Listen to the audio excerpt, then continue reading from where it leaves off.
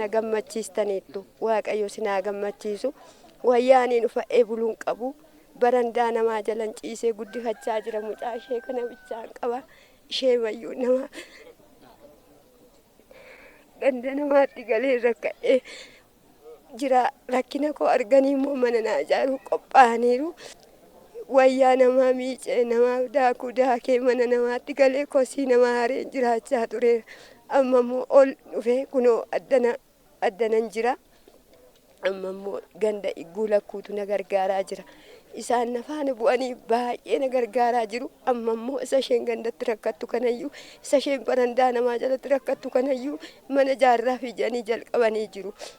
Waaqayyo isaanii eebbisommayyuu gooftaan Yesuus qe'ee isaanii ala isaanii waa tokko hin godhin warra hojjetanis hojjete hojii isaanii irra isaanii bubbushu waaqayyo mootummaa keenyas nuufaa moosisu waaqayyo. Duraan baay'ee bakka ani hojjedhee akkasuma namaa qotadhee bu'ee bahee hojjetachuu hin danda'u waan ta'eef rakkina qaroo waan hin qabuuf qaroo dhabeessa waan hin ta'eef baay'ee rakkina guddaa keessan ture akkasumas ijoollee lama baay'ee rakkadhee ituma rakkadhu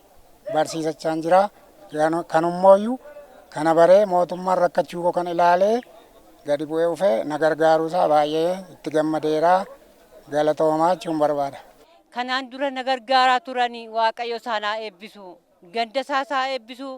aanaa isaa eebbisu ammas immoo itti fufee kunoo jabbii argadheera waaqayyo kana caalaa isaanii eebbisu.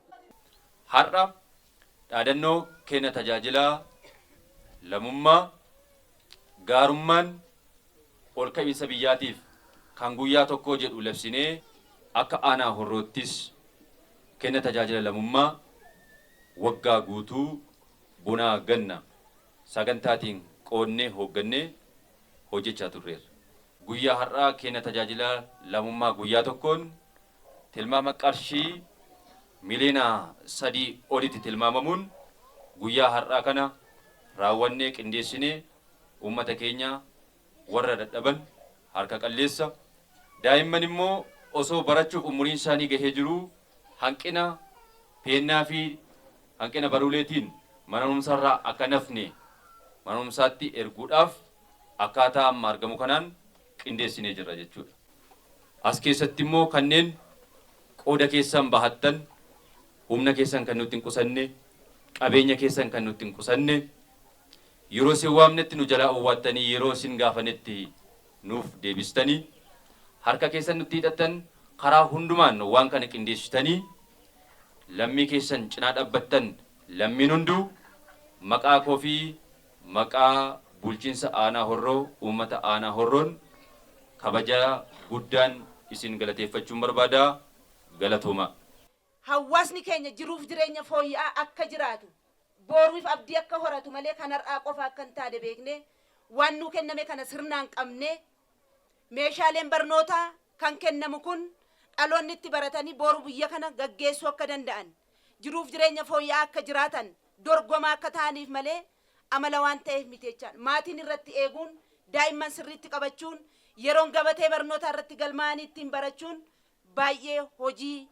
barbaachisaa ta'a yeroo ittaanu keessatti jechaadha. Horiin kun sirnaan hormaataan akka itti fufu hoolaan sirriitti hormaataan akka isheen itti fuftu lafa jirtanitti warroonni deeggarsa kana gootan warroonni ollaa walii jirtan wal gorsuun wal jajjabeessuun baay'ee barbaachisaa ta'a. Karoora kenninee fi kenname akka biyyaatti qabattanii namoonni kana keessatti gumaacha gootan hoggansi aanaa horroo kana qindeessitan walitti dhuftanii qindooftanii haala kanaan hawaasa harka qalleessa kanallee gandarraa calaltanii kan baaftan guddaa ulfaadhaa galatoomaan isiniin jedha. Lammii isaatiif akka inni qoodu waan qaburraa akka qoodu inni qabu isa qabu isa hin qabneef akka inni kennu lammiin akka wal gargaaru gochuu jechuudha. Inni qabu nyaatee bulee inni dhabee hagabuu akka hin bulle inni qabu mana yaala dhaqee inni dhabee immoo mana ciisee akka hin duune